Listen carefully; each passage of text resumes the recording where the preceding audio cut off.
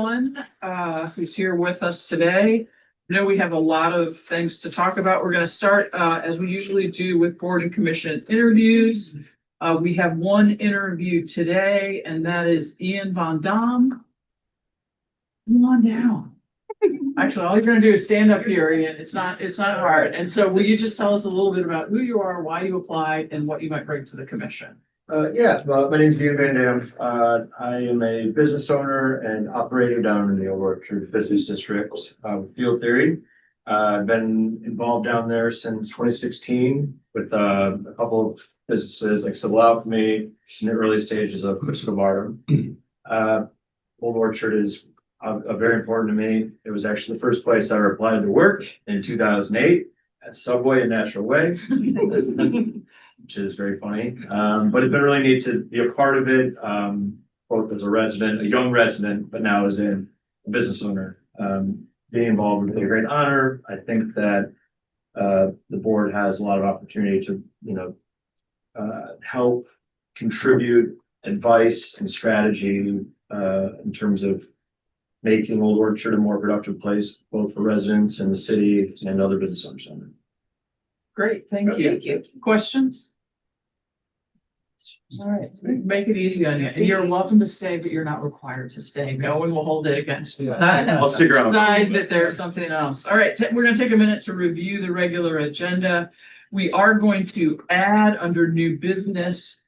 We have a presentation that has been created, as many of you know, and certainly I've heard from several residents about pocket prairies and moving forward, and some preferences from neighborhoods not to move forward. And so we're going to get a presentation and have a time to chat about that under new business in the regular meeting. Right. So that'll come. We've changed the order. Yeah. We'll change that. And I know people are going to have public comments. And so I will make sure I announce that we're going to have that presentation and discussion so that people can stick around for that. All right. How about updates? Emerson, would you like to begin? Sure thing. I just want to thank the chief and the police department. They had a great safety seminar. They talked about the social media, bicycles, and my favorite topic, the golf carts. So a good turnout. So it was a very informational and to it meeting. Thank the chief and his department for putting it on. David? Nothing from me, Madam Mayor. I also stopped in at this public safety day. It was great, meaning very engaging, friendly, and informal. So it was good vibe, and there were a lot of people there. I have no updates about Old Orchard other than that they have decided to meet quarterly for a while, just to help them get the other trade associations started and kind of being able to focus on kind of the division of responsibilities there. And then yesterday, the Sustainability Commission met. There were several in attendance, several visitors for visitor comments. We spent about 30 minutes listening to those. I can go over those now, or I can wait till we have the main discussion. Why don't we include that with the discussion? Okay. I assume you're talking about the pocket prairies. Yeah, and then there were other things that came up as well. So those were use of gas-powered mowers and blowers. There seems to be a preponderance of those. And then residential pesticide use, especially for mosquitoes, and overuse of spraying. And that's it. I also just kind of gave them an overall message of with the comprehensive plan and our strategic plan and all the other plans that we have in play across all the different departments, that that as a commission, it's best to focus on the things that they've started already while we kind of catch up and see what's overlapping with the other plans, and then we can go back to the commission and see what else they can help support. That's it. Sounds good. Thanks, Madam Mayor. The BDC had a meeting right after our last gathering. Very very busy, very productive meeting, talking about their flow of their newsletter and making sure that communication is continuous. And a couple of dates to note and let's see. There's going to be a chamber BDC happy hour on August 14th. And then on September 18th, informational coffee at the Benny Gordon Rec Center. And that all those times I will keep you apprised of when I know those times. And yeah, just lots of good conversations in the interim. So. Lots of good conversations too. Plan Commission hasn't met since we've been here last, but they are reviewing the comp plan and getting some really great comments back. I've had copy on some of those, so it's really great to see those thoughtful comments. I think the deadline is the 22nd for those finals, so that is getting to a really exciting point in the process. Green space, we can maybe talk about that a little bit with the Pocket Prairie discussion too. They also have not met. But maybe there's a role for them in that conversation. And then the other thing I wanted to just ask about is with the detour at Rock Hill and Bacon and Bismarck, I've gotten some resident comments about fire trucks and blocking the sightline. And I think police was out and they did move a little bit, but it seems to be an ongoing thing, and that's where the detour is out of Bacon. So I'm not sure if we need to have a bigger buffer so there's a better sight line, because people have to pull halfway into Rock Hill to see around the fire trucks. If we can, I don't know that we can have them move. I know they have work that they have to do. Or if we need to change the detour so that people aren't coming out on Bacon right in the middle of those fire trucks. Thank you. I'll go with both Chief Aceves and Sanan discuss. All right, Mr. City Attorney, I have no updates with. Madam City Manager. Mr. I was just gonna say that your bags have shirts for the grand opening at the water park in them. Those are the staff shirts that everybody's gonna wear. All the city staff will be wearing. Our VIPs have those, and there's some sunglasses in there too. There's multiple colors you can trade amongst yourself. Color the sunglasses. We are still on for Monday, grand opening water park. Got a couple more days of good weather, hopefully to get us to the finish line, but we're getting real close down there, so. There we go. It's looking really good, Scott. I know that has been a lot of work for you and a lot of others too, and I just really appreciate you staying on that. I think it's a small miracle that not to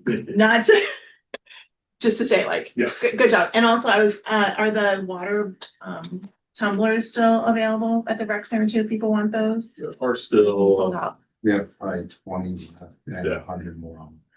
Oh, Nice. yeah, so those are the refillable tumblers that you can, originally they were $20, you can refill them for $1 for sustainability issues all summer long. The next batch may go up in price once we sell out the first 100, so if you want one, come get it now. Limited time. supply and demand. Okay. Thank you, Scott.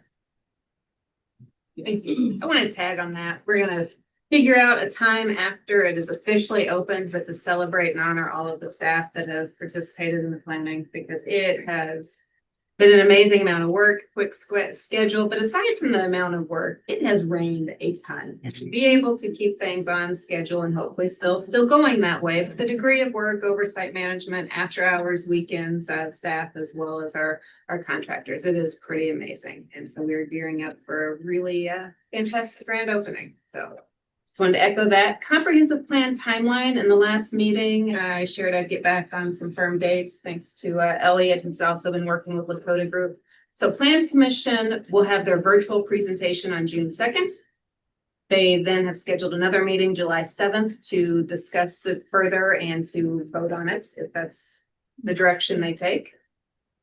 August 19th, City Council presentation, whether it's public hearing or not. So get with the mayor on that, but Lakota Group is scheduled to be in person August 19th for that presentation. And then we can schedule out September 2nd, and after that, depending on how much conversation is needed. So that is the tentative firm timeline, at least for Lakota's scheduling to be virtual and in person. And the last thing I have to note is the tornado support. Our staff have been pretty incredible, as we should be, in helping support our partners, other cities across the region. As everybody knows, Clayton was hit pretty hard. Fire and police, of course, responded. Public Works has continued. They were there today and are scheduled to be back in Clayton when I say there. Tomorrow, Thursday, and perhaps some days next week and ongoing as well. Not only are we loaning our teams, but we're loaning equipment, as those cities would do for us as well. So just wanted to share that and encourage residents. When we have our staff elsewhere, unfortunately, that does mean some of our things are a little bit delayed, but this is the important work. Thank you for that. Is consistent with our values. It is consistent with our values, absolutely. Will we be, Oh, go ahead. I was just curious, when we perceive that we're done with the county municipalities, are we gonna circle back with the city since they did reach out to us? Thank you for mentioning that. I wanted to as well. Just for people listening, City of St. Louis has requested all hands on deck as well. We of course don't have enough staff to lend to 2 teams. There was no prioritizing in that. Clayton got to us first, if people are wondering how we picked. So we will be circling back, but there's also some discussions amongst other city managers looking at mutual aid agreements. Other municipalities outside the area are coming in. So hopefully there will be lots of support, but absolutely, if we can help, we will. Okay. I was gonna mention, I did attend the KBC open house. That was a good session. They did tours of the campus and very impressive. So looking forward to the final building. So. I did send a message and Dr. Peoples responded. But they HPC, there before had been a conversation about having a liaison between the HPC and the Historical Society. And so what Sue Indelicato, who is on both commissions, has volunteered to do it. So we wanted to see what needs to be done, if that's still an option, what we needed to do to make that happen. It is, there's a mayor's appointment, so I can just appoint her. Okay, great. And I've been out of town. I just saw your email today, Karen. Okay, so- that's fine. Okay, But I will send over a note to the president of the board that that's our choice. I'll copy you and the chair on it so they know. great. All righty. And then their Conservation District Commission is actually meeting, and they've been looking at different conservation districts around the state and previous cities, cities similar to ours, to see what type of things they're doing, what type of things are common in the conservation districts, what's working, what's not, and sort of looking at that sort of thing to inform them on what's possible. They're definitely interested in seeing what's going to roll out with the oh gosh, I just lost my train of thought. When we roll out our comprehensive plan, because the comprehensive plan does mention conservation districts. So they want to make sure that whatever they're doing, they're in alignment with and address that. And there were 3 properties that were reviewed for demolition, and those were all approved. And then they are wanting to link on our website, do a link that would go to the library's website, which is for the Missouri Heritage website. And they're going to, so the only thing they need from us is to be able to put a link on our website. Okay. They're gonna, as a project, their group will do any, they want to have any properties considered to have historical significance in the city, a list of those provided, and they're going to do all of that work. A list of those provided, a PDF with whatever related information they can provide for those, so that if somebody has a property or a property of interest in the city, or they're looking to buy one even, they can go to our website and be able to locate that information for those properties that are located in Webster. So that's one of the things we wanted to make sure, because when I was asking, I'm like, okay, I need to be clear. what work needs to be done by the city, what does city staff need to do, what do you need from us? And so, Dr. Peoples is working on that. And, that's all I have. All right, thank you. I want to follow up on a couple of things related to the tornado. I did get a note from Bridget McAndrew today, who's the new mayor of Clayton, thanking our city for being so responsive. Did want you all to know, Friday night, I wasn't in town, but I got a call from Representative Wesley Bell asking about the state of our city and wanting to know if there's anything we needed, which is, to be honest, the first time we've heard from our representative in a situation like that, at least since I've been mayor. So I thought that was noteworthy, and he certainly would like us to follow up if in future circumstances we need to. In terms of, I'm going to go volunteer Saturday morning, so I invite any of you who might like to join me to let me know. Going to, I can't remember where I'm going. It's a YMCA collection site for donations. Yeah, I think it is the O'Fallon YMCA. So let me know about that.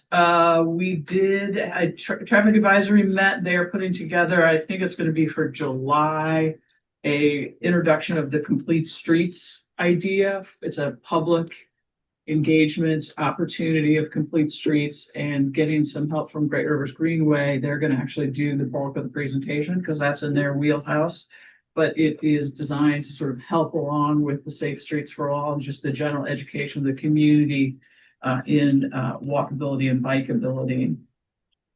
Eden had a Sacred Grove planting, and it was nice. We had some members of the Green Space Advisory Commission, including Emily, go, and we helped plant trees and do the dedication of that garden, which will be available for public use, both for events as well as personal use, reflection, and so forth. I think it's gonna be really, Yeah. really cool back there behind Eden. It's a special kind of planting to help the trees grow really fast. Yeah.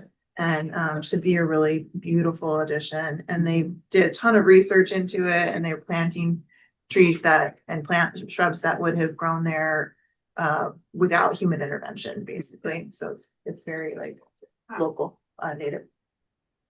And just a friendly reminder, many of you will be going to the Community League dinner on Thursday night. It'd be great if we could carpool. Representative Joe Dahl has agreed to join our table, so she will be there with us as well. So please, I'll probably send out a text about how we can arrange to carpool. All right, now's the time if anyone forgot anything. Yeah, One see, thing. they're always Yep, listening. thank you. I had a board meeting last night for Earth Day 365, and they've been working with Sean about our Green Dining District celebration. So save the date. It's July 19th. And there'll be some more fun information coming out about that as well. So I'm really so excited and proud of our community for achieving that designation. Excellent. I just had a really quick question. Did we have flooding last night? I know it was raining a ton, and I was worried about all the things we worry about, and I just hadn't heard anything from anyone about I have not issues. heard anything about flooding, so, So yeah, that's great, because that was a lot of rain. it was a lot of rain. Thank you. And I Oh. did attend the KVC event as well. And Okay. and it is just, what they're doing, just the resource, the need that they're feeling. It's just amazing. That's just gonna be Good. we did the right thing. All right, let's talk about our topic for the evening. We have with us our Director of Planning Development, Alec Leibson, who's going to talk about front-facing garages. Everyone's favorite subject. So good evening, Madam Mayor, members of council. I've put a short presentation together. And basically, next slide.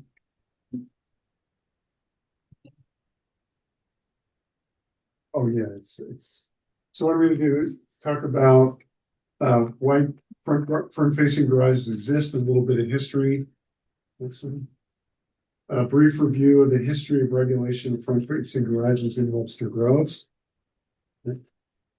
A summary of the key elements of what we put in our code and regulating garage placement on a property. And then some exceptions that were granted and some that were rejected since the front entry garage regulations were passed in 2006. And last, examples of garage code from similar communities. Next slide. So why do front-facing garages exist? As the slide notes, when after the war, and even before World War II, we were rapidly moving towards automobile-centered culture. The emphasis became driving convenience over personal interactions with one's neighbors. And I have a quote from a research paper that was done in 2014 on the subject. I just want to state a couple of pieces from it. The garage now fronted the street and the house was located behind the garage. The idea of the street and the front of the house as a social place had completely disappeared. This was a result of production efficiencies and changed purposes of urban streets.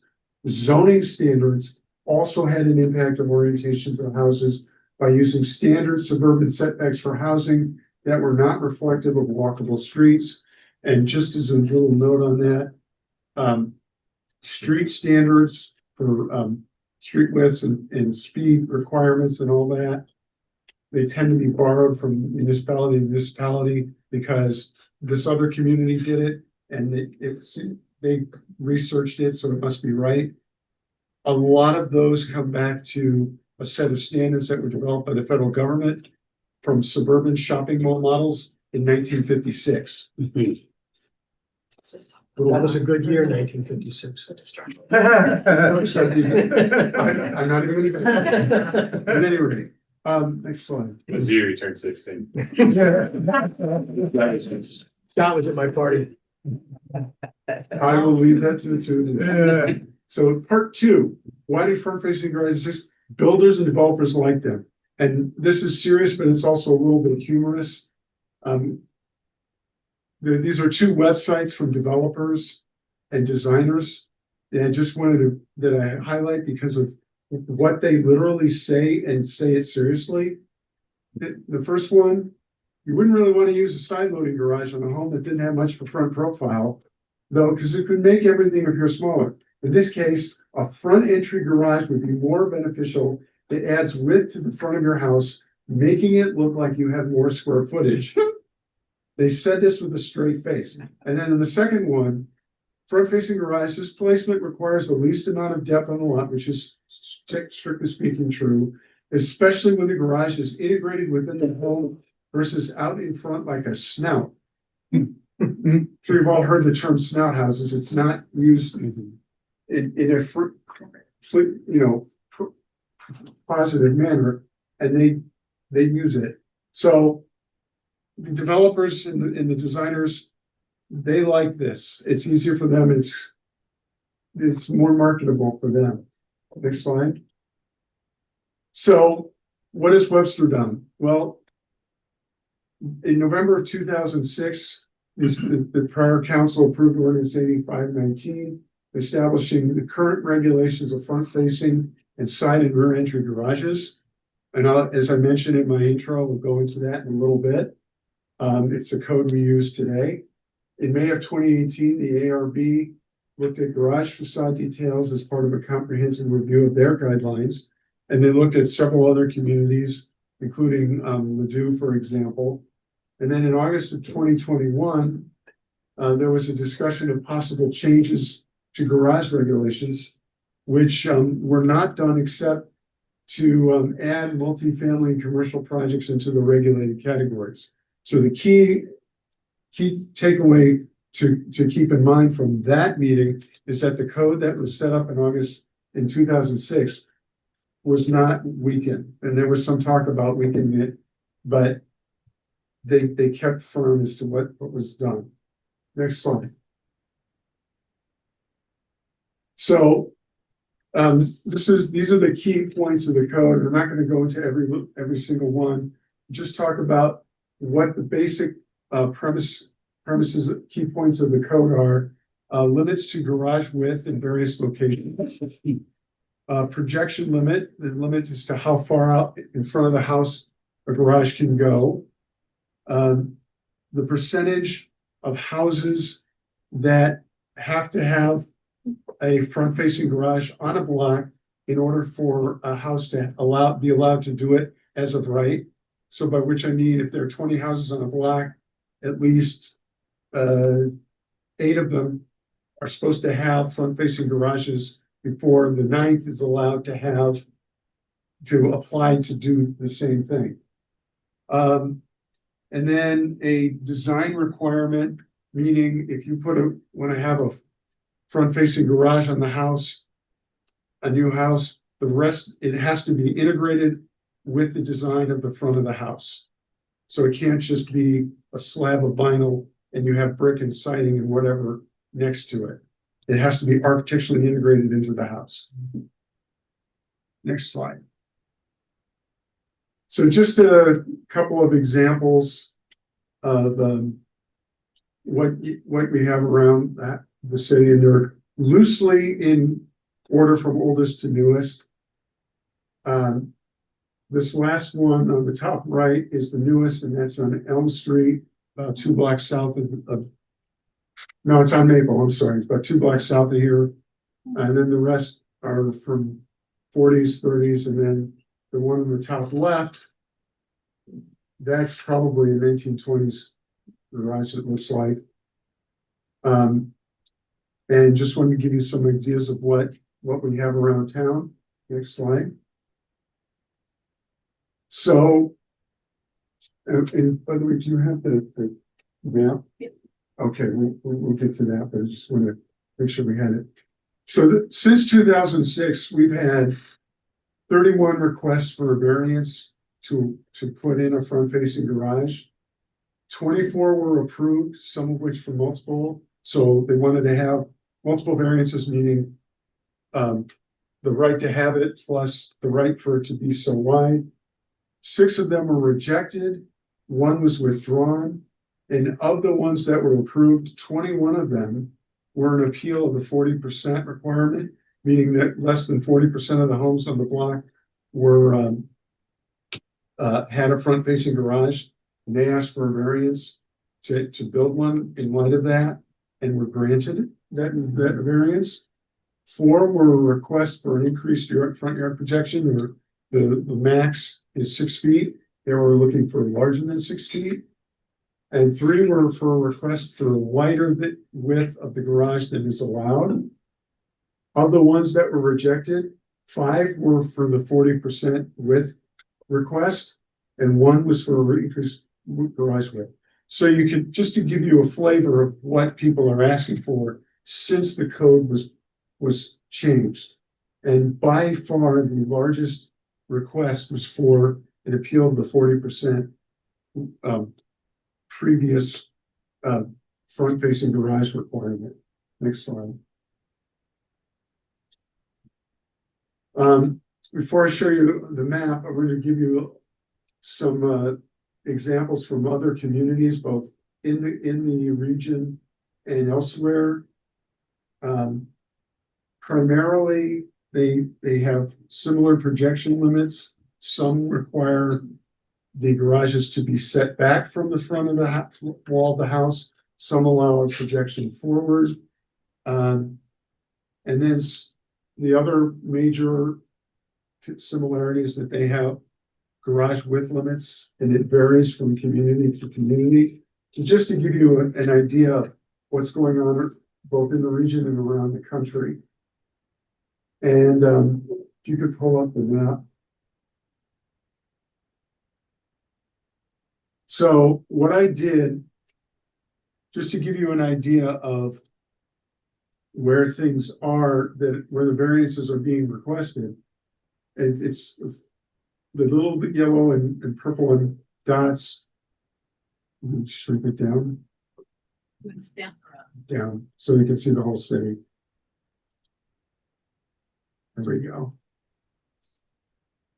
Just to give you an idea of where the variances are, and just so there's a little cluster up in here, and then a line of variances along roughly Newport Avenue, Then the rest are scattered to various places around the city, but there isn't, other than those two clusters, a real concentration of variances. It really is scattered around the city. Yep. Excellent. And that's my presentation. I do have one question. I noticed it on the requests for, there were 20 something on the 40% variant, the 40% requirement that were approved and 5 that weren't. You may not know this from gathering the data. I'm curious why. Is it about the proportion already on the street? Do we have any idea? I didn't get into the detail. I mean, if you'd like to know, I'm happy to find out. I don't think it's that important that you spend a lot of time digging around. I was just curious if that was available. Yeah, and so make sure I'm understanding. So if I'm a new resident and I move onto a block and I want to have a front facing garage, my expansion is dictated on what the other individuals have on their house. Mm-hmm. However, did you say, I think I understood you to say that by far the greatest request for variances or approvals has to do with that 40%. That is correct. And that the big percentage of those are granted. Yes. Yes, that is correct. So a change of the policy will make A or B jobs a lot easier.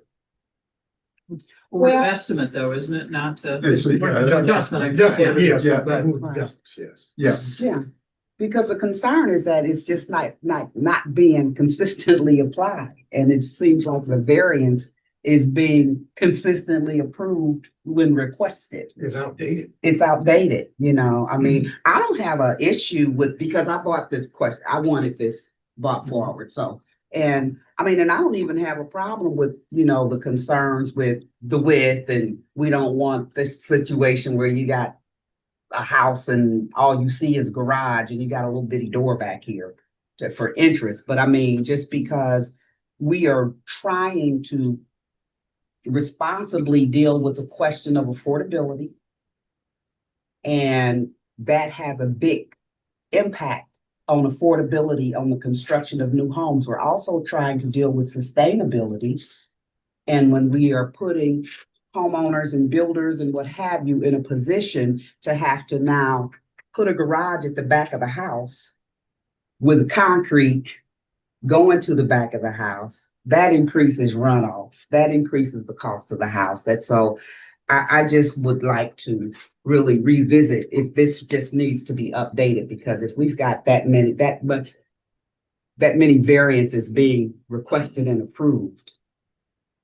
But if there are that many variances requested and approved, then I don't understand why it's a problem for the builders. Like in 19 years, only 6 requests have been rejected. It's bureaucracy. It's more time that people have to go before the board. And I mean, if the guidelines were out there, that's more time, more money that people have to spend through going through the process just because it's on there.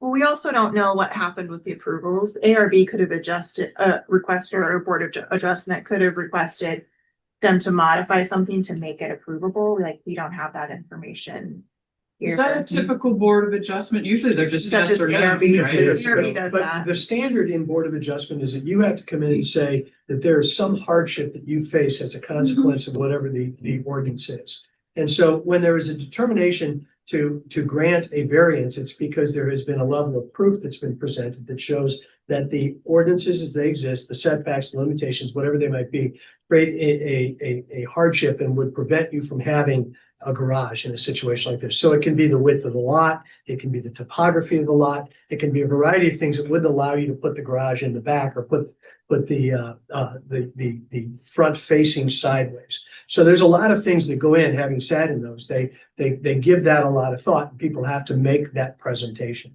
So it's not just rubber stamped. I mean, there is actually a proof process that we go through. But I think it would be worth it to find out, to be able to go in and dig in those and see what were those. Because it still could come to the fact that to have that many of them approved, then it could consistently be the same issues that are creating the hardship that needs to be reviewed. So I was a little confused by the general rule is right now, front facing garage is not permitted. It's that They whole, are, as long as you meet the 40% requirement. Can we, it's that whole slide. Yeah, Yeah, and it's. let our director handle that one. It's, it's,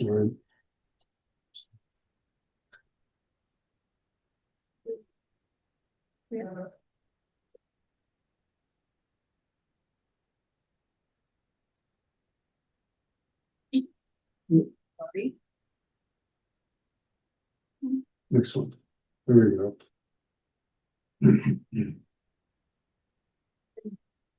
So they're allowed. They're allowed to do a front facing garage. But if there's issues with the setup. Meaning something with one of these code sections. And there are more than 40% of the homes on the block that have a front facing garage.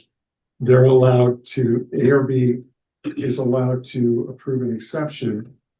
So if they want to do it a little wider or something, then, and if again, to go back to the 20 houses on the one block, if 8 houses already have a front facing garage, and I want to make mine a little wider, and go to ARB, I don't have to go to Board of Adjustment and say, well, 40% of the houses on the block have front facing garages. So I want to have one of them have a couple of exceptions, and ARB can say yes or no. But if they're not, if there's 7 houses on that 20 block, on that 20, it's less than 40%. If I want to have an exception, I got to go to the Board of Adjustment, and I got to show the land use hardship. So then the standard is higher. Then it's not just, well, I want it. It's, the slope of the ground or something.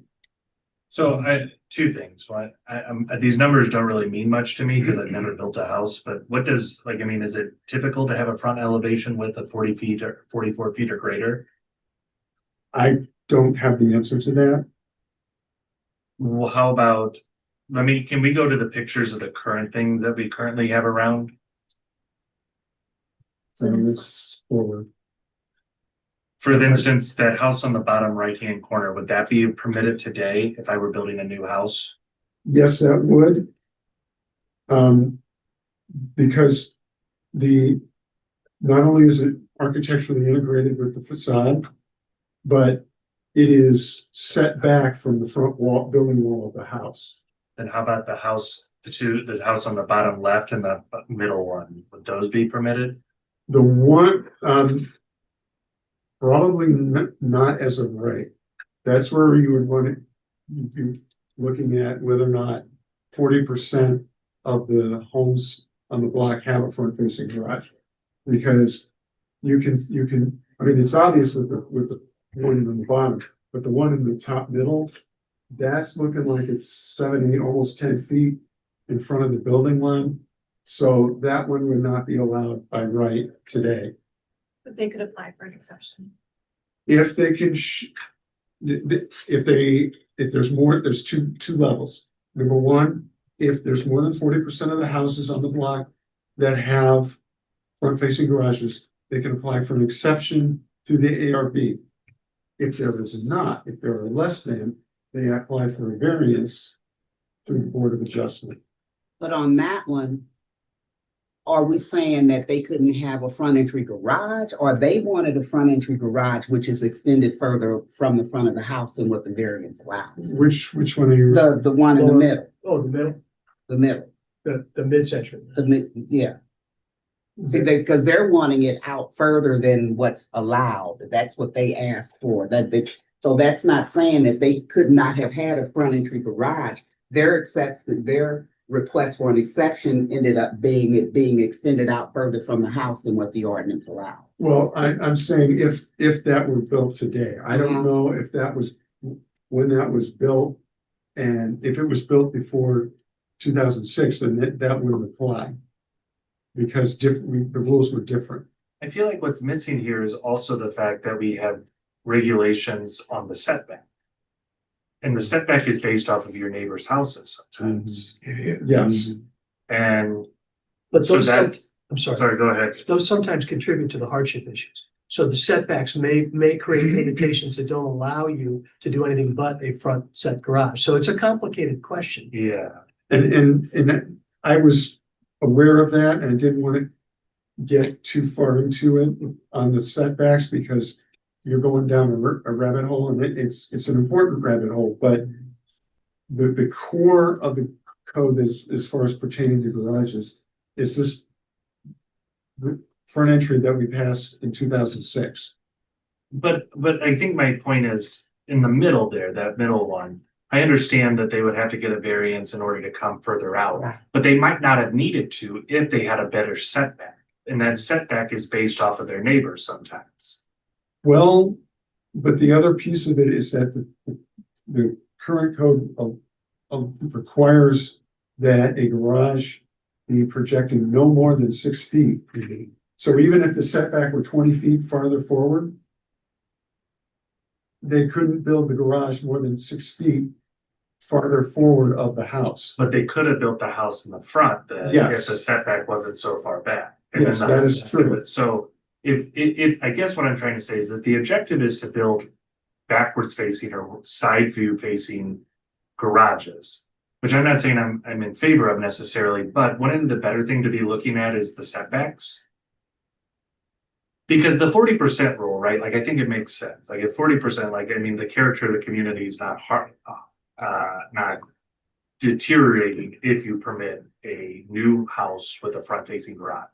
But on a house like this, that's in the middle, regardless of the 40% rule, we're limiting them how much they can actually build back because we're limiting, or I'm sorry, how much they can build forward because of the setback. And if we were gonna try to encourage more side view facing and rear view facing, we would want to eliminate or decrease the amount of setback. But then you have a bunch of homes that are kind of aligned and then one Yeah. little floppy one in the front, like that just. I agree with what I you're mean, we saying. have the ARB to help us maintain aesthetics, right? And safety and other things, but I guess, and Karen, the hardship piece, if it's, I thought that this was like gonna be like loads and loads of people who come to the Board of Adjustment for variance but it just doesn't seem like such an influx of people, and maybe I'm just not fully understanding the hardship piece. I know it takes time for folks to come through and have their architect and builder represent them at these various meetings. I guess I help me understand like a little more, or maybe I just need to do more reading. Well, after I've been Board of Adjustments, I think 4 or 5 years, and most of the variances that was put towards us was lots that was sitting on a corner that actually could show a hardship. Yeah. Because of this corner lot, I can't do this. Back then, people just got tired of asking and went built somewhere else. I do think there is an inequity argument, like, right, like, and I don't mean it like racially or discriminatory, I just mean it from a general, like, from yeah. Like, if I am obligated to, as a new builder, as someone who's adding on, regardless, put the 40% rule aside to build side view or rear facing, I do think that's inequitable. But it's not now. It's been there for almost 20 years. It's not like it's a new thing. And I feel like this is like one of the few tools we have to, keep the look of communities as we're building new infill houses to try to make them fit in a little bit and not have just, obviously people can have front facing garages, but I think it's helpful to have guardrails around that require a level of review if we want an exception. You're probably arguing with the wrong person because I don't really like the ARB. Like, I like the people in the ARB. I don't like the purpose of the ARB because I don't understand how any of those, I know. I don't understand how any of those do not fit into our community. Like all of them seem to fit Don't perfectly disagree with fine, you. you know? Yeah. And we still have to meet the aesthetics and what have you. They can't just come in there and do whatever they want. But what's different between now and 20 years are the differences economically. We cannot argue that you can come in and build a house today at the same price with the same economies that you could 20 years ago or 20, 50 years ago. I mean, the inflation and the cost of building homes has just skyrocketed. So, and that ability to, or the requirement to have to now to put it in the back of the house considerably adds more to building. And in fact, and it's also impacting the pavement and the runoff and all of that stuff. So I don't think we can just ignore the economical changes between now and 20 years. And didn't we limit just recently that you can't have a gravel driveway either? Right. So I mean, talk about sustainability and environmental concerns too, and runoff. Right. Well, wait, I think you can We did have meet, one. we ended up saying you could have gravel. Right. Oh, It has to meet particular specifications, right. so it's not particularly less expensive than anything else. Right. Yeah, yeah. But again, you got the further driveway you have to do, again, whether it's impervious or pervious, you know, the more cost you're building to that. So I mean, I just really don't think we can say that the difference in 20 years doesn't make any difference in the economies of building a house. Okay, we don't have any language to change. There's no bill in front of us, right? So this is our informational discussion. And so I think the next question is, are there enough council members interested in pursuing or considering a legislative change for us to have Elliot do some more work on this for us? And if so, what is the nature of that work? Before I personally answer that question, can we go to that slide with the other cities around the nation or around the region? It's the second one. So then-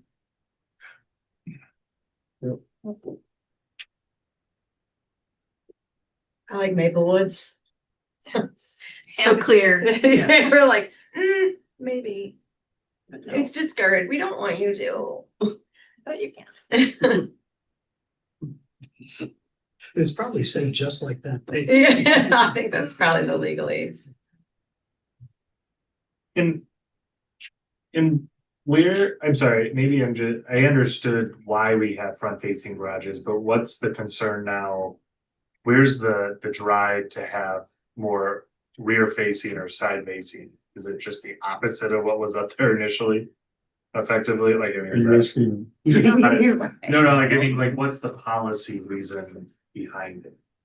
Why would we have done this in 20? Yeah. 2006. Yeah. I think it's concerned about context of building a home in the context of the neighborhood, basically. It's aesthetics. It's There is some research that suggests there's an impact on people's socializing, and it talked about that a little bit.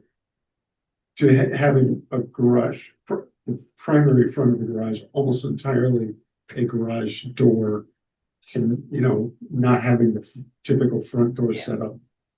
That does not say that it can't have a front-facing garage, but if you have a 40-foot frontage and 32 feet of that is a garage,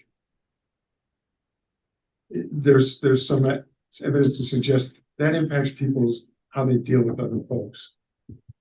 And I mean, the car and if that's actually true, I've never read a statistic like that. Like, that's our social fabric, is being out in front of our houses and connecting with one another and knowing your neighbors, in my opinion. And we're looking at a social fabric these days that is totally great. The one difference, I mean, I'm not trying to play devil's advocate, but I'm gonna play devil's Go advocate. ahead, David. Really? Yeah, the one difference is right here in this community, most people have a very large backyard, or a larger than normal or average backyard, I would imagine. That's consistent across town.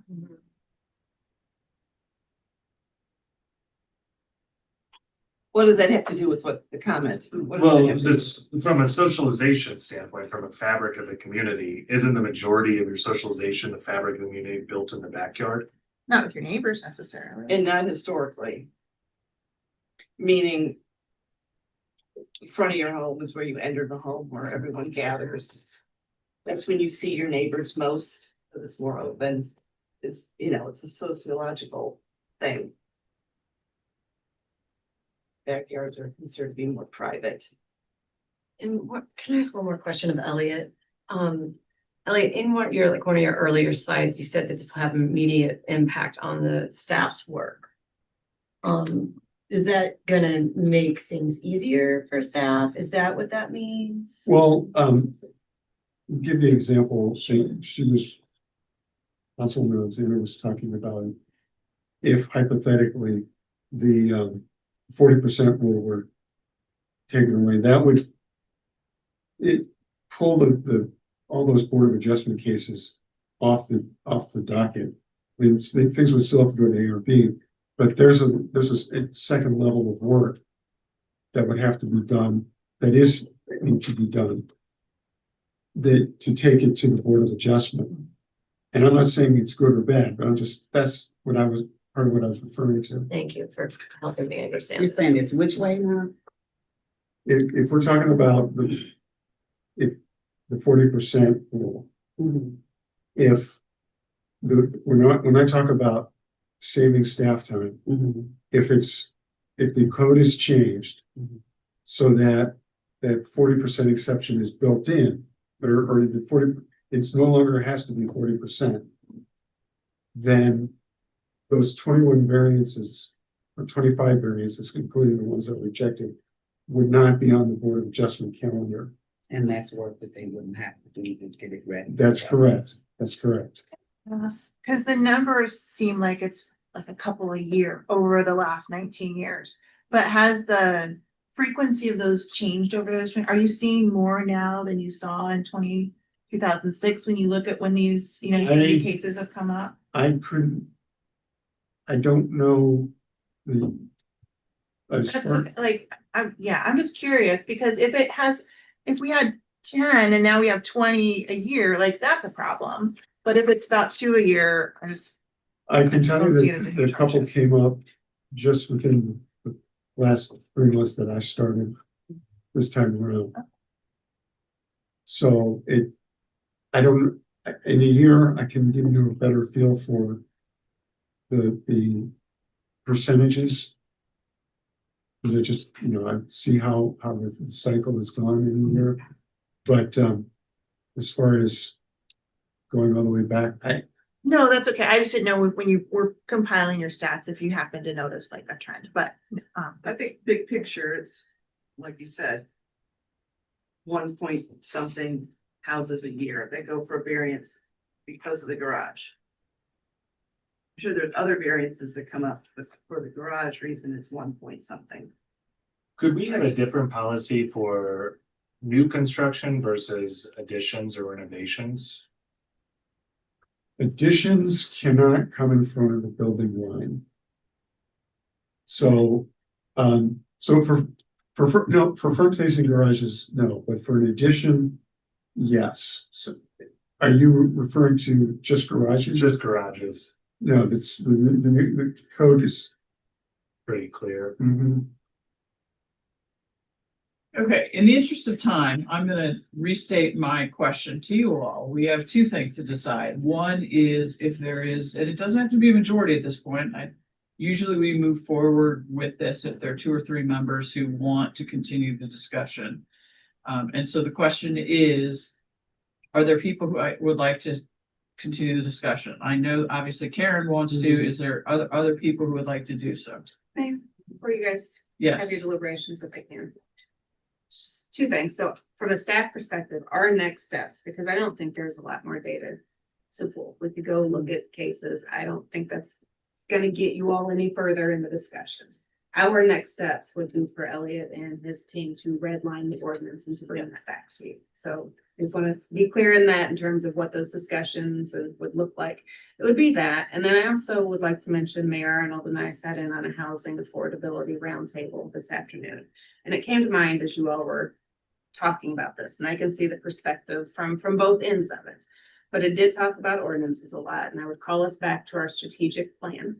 Our strategic plan, if we are truly trying to diversify housing stock, does that fit into this conversation?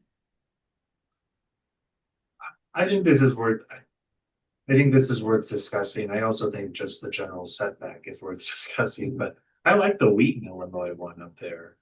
I think that makes a lot of sense if we were gonna make a permit front facing housing. And it would still advance the aesthetics of the neighborhood is what we're attempting to achieve by making the house the focal point rather than the garage. Does that mean that it has to be start 5 feet behind the property? Okay, I'm gonna stop this right Sorry. now because we're getting into the weeds on a specific alternative. I believe this means I'd like for us to continue this conversation, that we have enough to go ahead and do the redlining of that. And I think it's fair to say this, if you look at this presentation and you have specific ideas, I hope you will share them with Dr. Peoples, who can pass them along so that if there's any guidance it can be given in advance of this. But then we'll also rely on the best judgment of the actual professionals in this to give us some recommendations. So we will work on scheduling this out, which gives Elliot plenty of time to work on it, given the other things that are going on, as well as our other calendar requirements. May I make A comment, please? on the slide that shows the 5 examples? From my limited point of view, Pictures. Is that what you're looking at? Yeah. Pictures? yeah,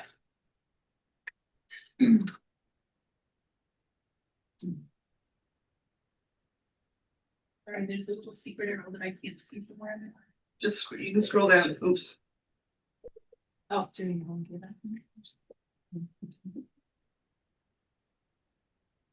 There.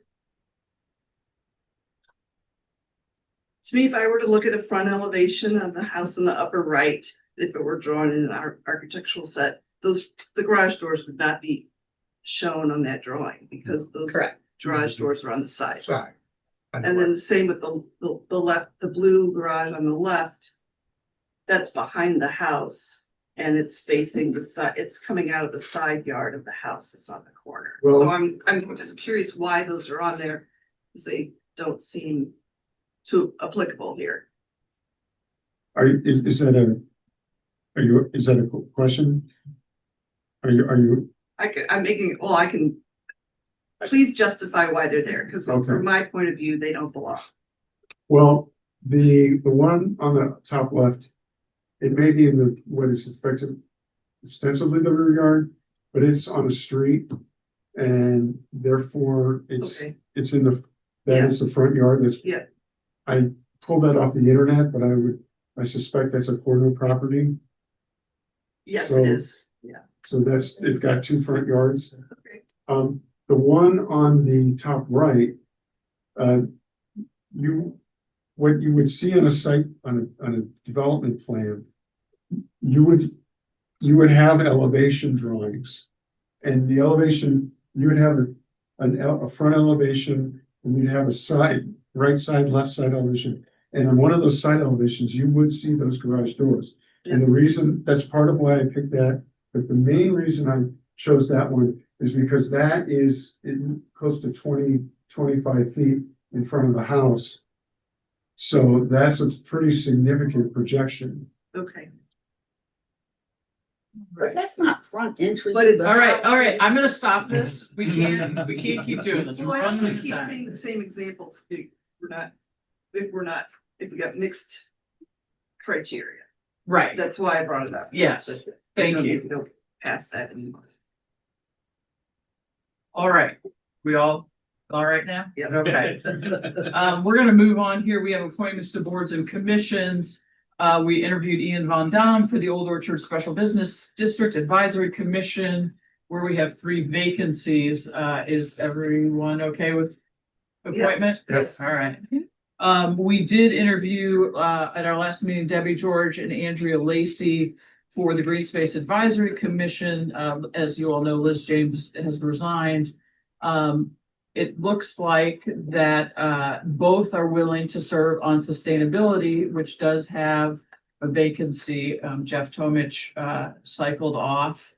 So, we could appoint one to each of those if we chose to. Is that amenable, and does anyone have strong feelings about who goes to which? I think I'm amenable to it. Pam, do you have preferences on who goes to green space and who goes to sustainability between Debbie George and Andrea Lacy? I just remember the first person and the second person. I don't know what their names were. So you can, I don't have a preference. Anyone is welcome. Do you have I don't have a preference. all right? Go Then for it. Debbie's gonna go to green space and Andrea's gonna go to sustainability. Perfect. And then the library board, both Sherry Taylor and Leanne Waugh are eligible to serve another term. Would we like to reappoint them? Yes. I don't, Karen, my time, they were great. Wait, who's library now? David. David. Sorry, Karen, you were before me in library, so I always think of you. During my time, they were both great members. Okay, so a reappointment for them as well.